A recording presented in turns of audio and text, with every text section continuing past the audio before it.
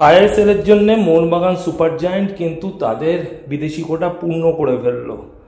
Mohun Bagan super giant এবারে সই করালেন ব্রাজিলিয়ান ফুটবলার রবসান রবিনোকে।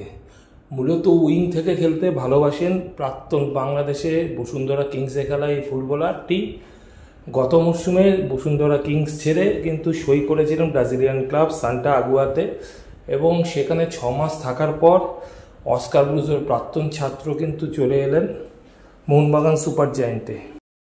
একটা সময় ইস্টবেঙ্গলের সাথে নাম জড়ালেও রবসান রবিনোর, পরবর্তী সময় কিন্তু ইস্টবেঙ্গল রবসান রবিনোকে সই করার ব্যাপারে আর কোনো ইন্টারেস্ট দেখায়নি।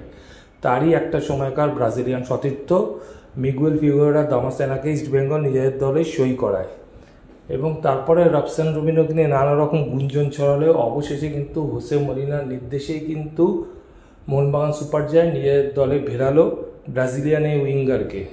তবে প্রশ্ন একটা থেকে যাচ্ছে যে হঠাৎ করে উইঙ্গার কেন নিল অ্যাটাকিং মিডফিল্ডারের জায়গায়। তবে রবসান রবিনো কিন্তু অ্যাটাকিং মিডফিল্ডেও খেলতে পারে উইং ছাড়া। তো যাই হোক, মোহনবাগান সুপার জায়ান্ট রবসান রবিনোকে সই করিয়ে নিজেদের কিন্তু 6 নম্বর বিদেশির কোটা পূর্ণ করে ফেললো আইএসএলে।